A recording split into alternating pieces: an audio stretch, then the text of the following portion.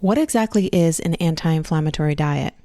And what is it doing for you when you are living with MS? And most importantly, how close is your diet right now to be considered an anti-inflammatory diet? What are the changes that you need to make to help reduce inflammation in your body? Let's open up this discussion so that you can help to reclaim your body, mind, and life from multiple sclerosis. And my friend, if you want to be more consistent with the healthy habits that get results, download a free copy of my wellness tracker at alenebrennan.com/tracker. Now on to today's episode. There are 1 million people diagnosed with multiple sclerosis in the US. So that makes you 1 in a million. And you have a special purpose in this world that no diagnosis can take away from you. So if you are ready to reclaim your body, mind, and life from multiple sclerosis, welcome to my MS podcast. I'm your host, Alene Brennan. Okay, my friends, welcome to episode 2 of season 4 of my MS podcast. And as we know, this season is all about MS and nutrition. So today we are talking about anti-inflammatory diets, because one of the things that I hear most often is people complaining, rightfully so, about how strict and rigid some of the MS nutrition protocols can be. They feel so restrictive, they don't feel realistic, and they don't feel sustainable. So there seems to be this mindset that it's either or. You're either following this super strict, super rigid plan, or you're not doing anything at all. And that's not the case. There are a lot of things that you can do that can help to ease that transition from where you are right now to some of those more advanced, I'll say, nutrition protocols, if that's what you want to do. Some people don't want to take it to that level though. And they're just saying like, hey, Alene, I know that I can be eating a little bit better than I am right now, but I'm not quite sure what the best first steps are to take. So that's why I think it's going to be helpful for us to have a discussion around anti-inflammatory diets. Like, what exactly is an anti-inflammatory diet? What are you eating? What are you avoiding? And then what does it mean in terms of having an anti-inflammatory diet when you are living with MS? Like, what exactly is it doing in the body? And oh, by the way, the $1 million question that everyone always wants to know: when can you see results? And what results can you expect when following an anti-inflammatory diet? So let's start off with a basic understanding of exactly what is an anti-inflammatory diet. Basically, an anti-inflammatory diet prioritizes foods that have been identified to lower inflammation, such as vegetables, fruits, nuts, seeds, fatty fish, and good old olive oil. It also prioritizes reducing the intake of foods that can trigger inflammation, like fried foods, processed foods, and foods with a lot of like added sugars in it. So on paper, this kind of seems like the obvious way to eat, but clearly it's not a reflection of the standard American diet, or the SAD diet as it's known as, which is basically all processed foods and loaded with sugar and unhealthy fats. And because that has become the norm so much over the years, now something like an anti-inflammatory diet feels like a sharp contrast to how the average person eats, because it's not how the average person eats today, but it used to be the norm. Like, this is basically getting us back to how we used to eat and how our body was designed to be supported through food. Now, a typical day of meals on the standard American diet typically starts off with a breakfast that is loaded with sugar. Whether it's obvious sugar like a donut or a muffin, or dousing waffles and pancakes with maple syrup that is more high fructose corn syrup than anything else, or it's taking what we think is a quote unquote healthy cereal, but it's really just loaded with sugar, and then putting skim milk on top of it, which is just increasing that sugar intake. And hey, let's wash it down with some fruit juice while we're at it. And then maybe mid-morning, you're reaching for some type of a donut or some type of like a breakfast bar type thing, having some maybe soda or some sweetened beverage, maybe even just like a coffee run to Starbucks that has all the sweetened things in there.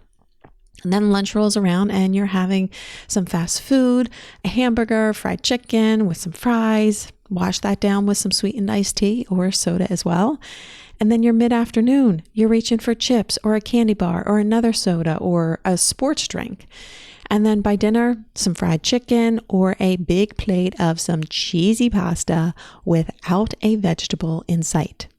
And if there's still room, or maybe if there's not, it might be topped off with some sugary dessert like ice cream, cake, pies, whatever it may be.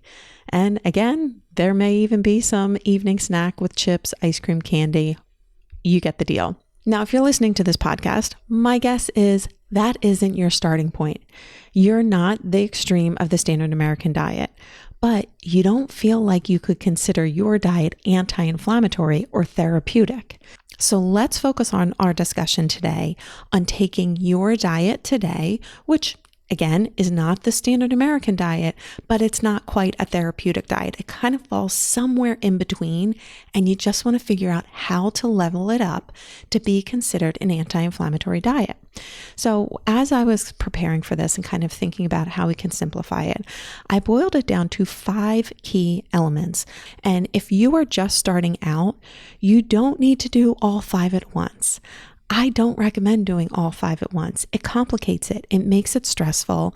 And the bigger of a goal that you set out for yourself, the harder it can be to get started because it feels like too big of a leap from where you are now to where you want to be. I'm all for setting big goals. I'm all for it. I love setting big goals and dreams in life. However, it's most helpful to get you started to identify one simple step to take first. I always recommend going one step at a time. So start with the one of these elements that I'm about to share that feels like it has the path of least resistance. You want to create a quick and easy win for yourself.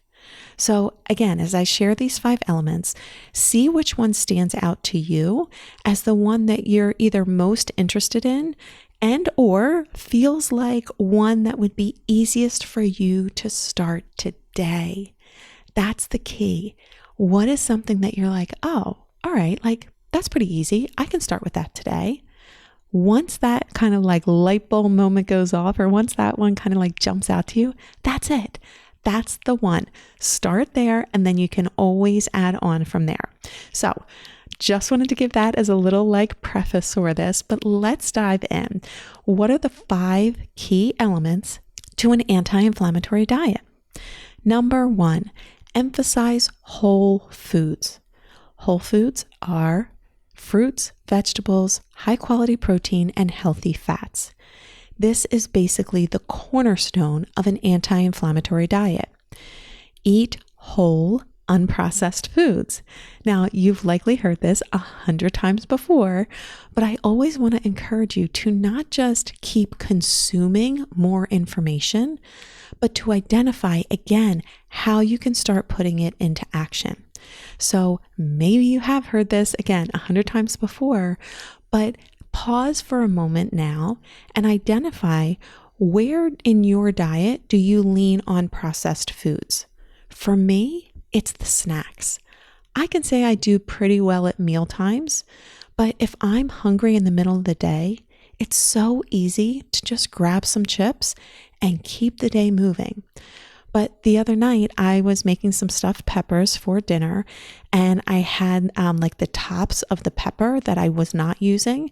So I decided to cut them into little pieces and put them in a bag in the refrigerator so that I could snack on them.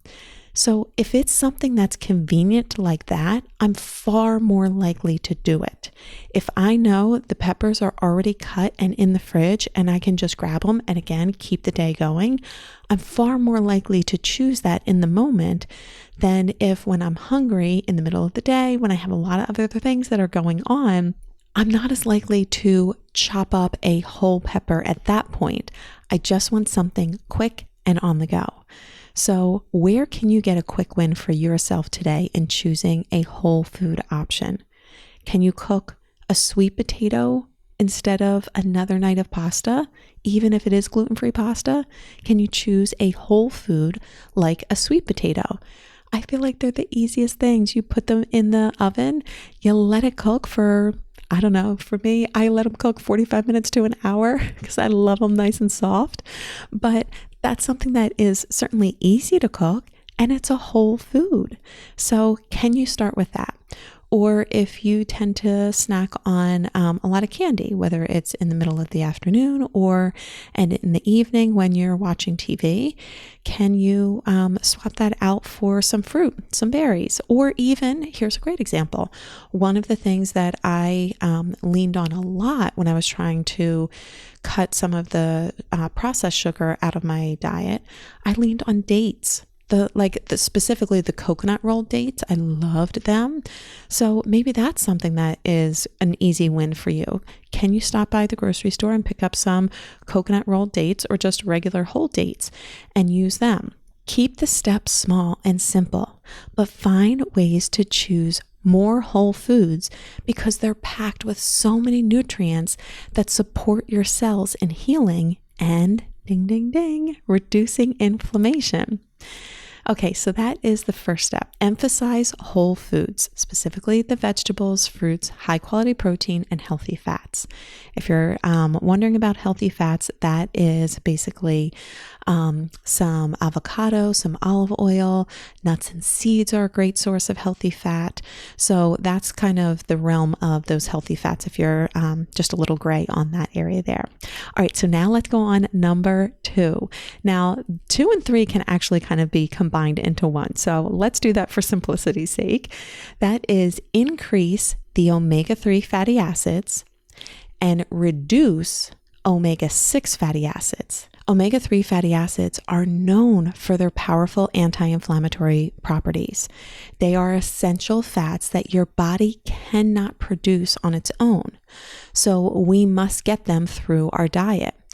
And they can be found in fatty fish like salmon, mackerel, and sardines, as well as in nuts and seeds like flax seeds, chia seeds, walnuts. So if you like salmon and you just haven't incorporated it into your dinner rotations, maybe you decide that one night a week, and maybe you even decide which night it is, like Wednesday night is your salmon night.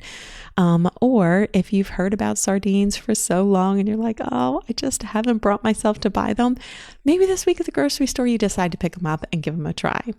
I hear more often than not people say like they're actually not as bad than you think. Or if you want to stick with the nut and seed route, chia seeds are a great and easy thing that you can add into your smoothies. Add 1 to 2 tablespoons in. If you haven't had them before, start small. I recommend that with everything. But they have a lot of good omega-3 fatty acids in them. They're a great source of fiber. Like they are something that you can add into your smoothie. And when you blend them up, you don't know they're in there. So your body gets the benefit, but you don't really taste anything different in your smoothie. Or you could even make a chia seed pudding, which is like super easy and quite delicious. But omega-3s help to reduce the production of inflammatory molecules and support brain health. So they are a great thing to increase. You want to increase the omega-3 fatty acids. Again, that's fatty fish like salmon, mackerel, and sardines, as well as in nuts and seeds like flax seeds, chia seeds, and walnuts. And then you want to limit the omega-6 fatty acids.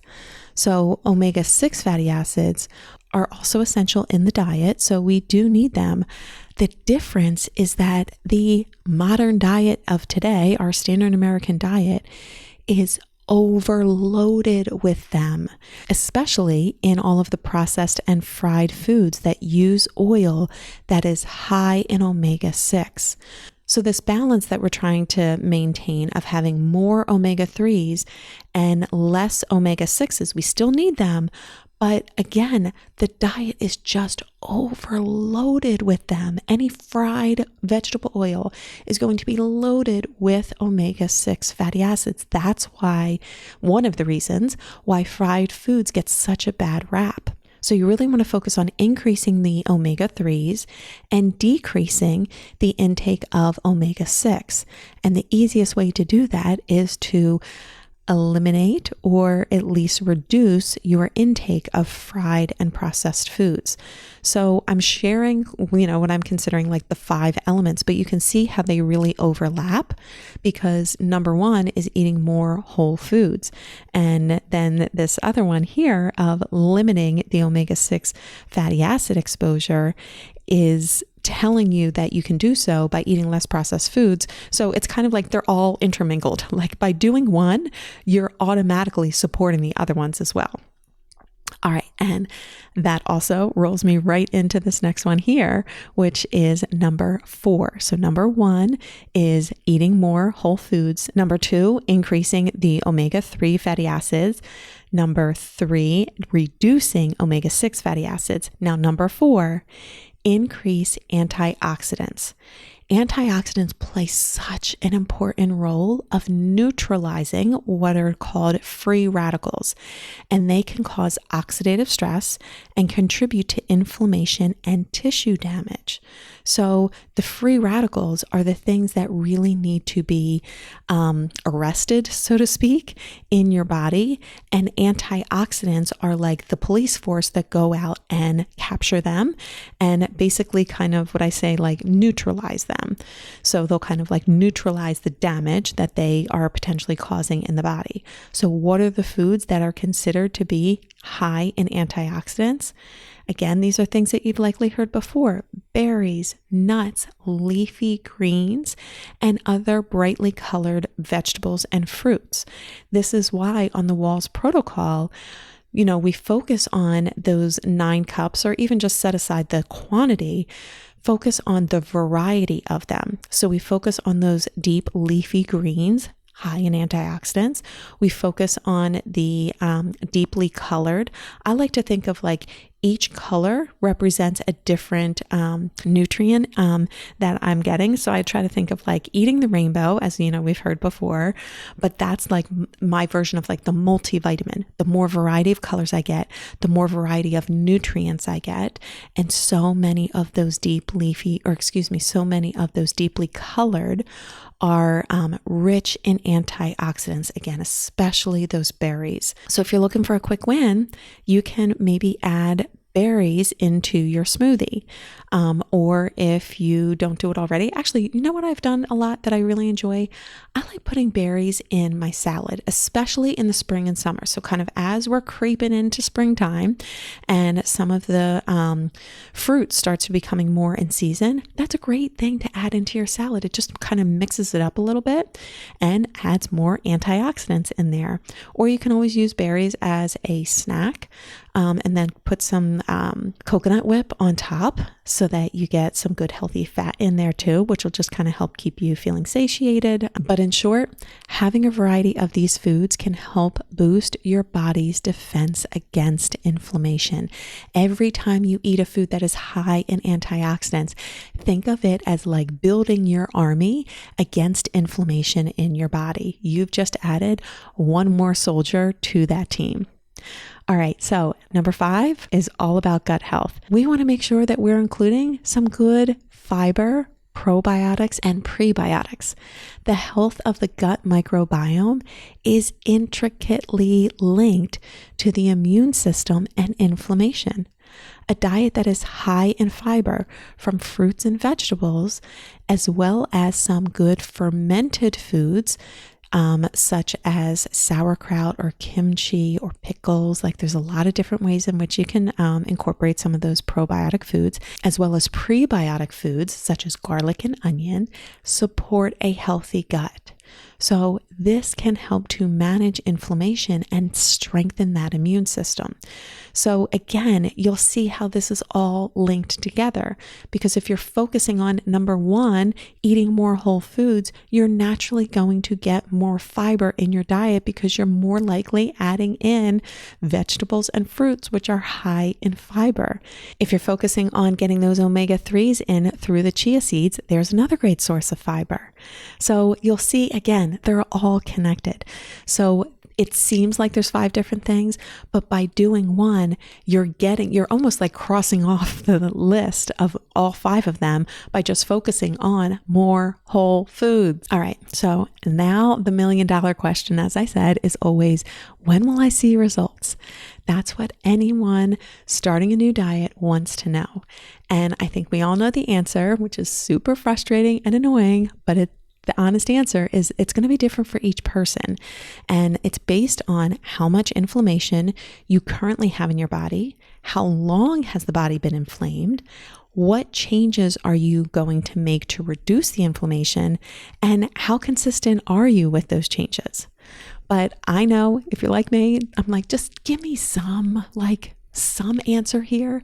So I'll break it down like this. Some people will feel improvements within the first couple of weeks, especially when it comes to energy, pain, stiffness, sleep, digestion, and mood. So within the first couple of weeks, you can experience some relief, where others might take a few months to see more noticeable changes.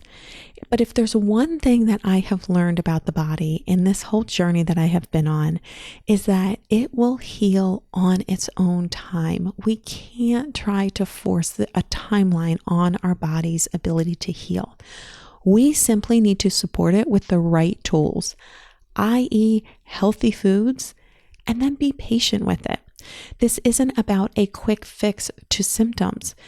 That's a great perk, but we're also looking at the long-term benefits as we're managing a chronic illness. We need a diet to not just make a difference in our body today, but we want to think about creating a healing environment in our body for the long game. And then the other thing I want to just remind us and me of is that stress can create inflammation in the body. So managing stress is just as important as the foods that we choose to eat. So if nothing else, try not to complicate food. Don't make food a source of stress. How can you keep these changes light and easy? If something feels light and easy, you're far more likely to stick with it. Don't create a list of rigid rules for your diet. Make a game out of it. If you want to increase your vegetables, you're focusing on eating more whole foods. How can you gamify it? Maybe you give yourself 1 point for every time you eat a vegetable. And then once you've reached X number of points, you get a reward or a prize, like going to the dentist when you're a kid. It could be something that you've been wanting to buy, or maybe it's a little mini spa night that you create for yourself.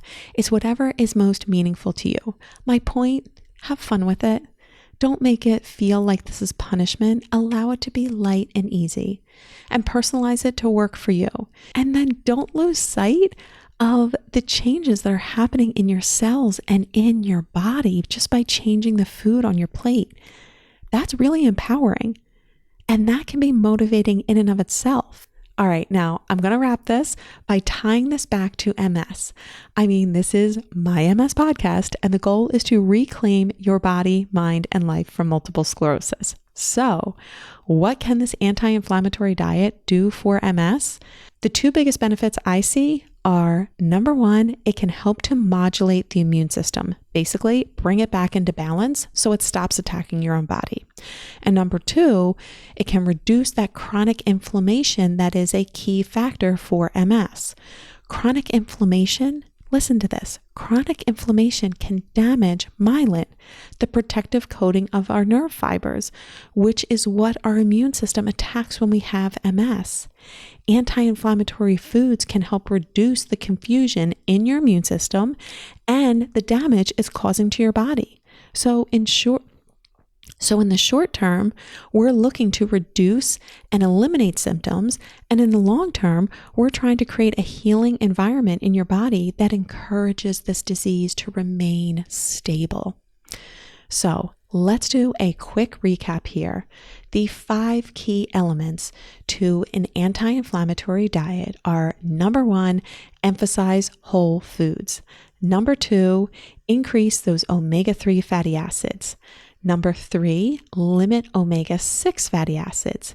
Number 4, increase antioxidants. And number 5, prioritize gut health with those fibrous, probiotic, and prebiotic rich foods.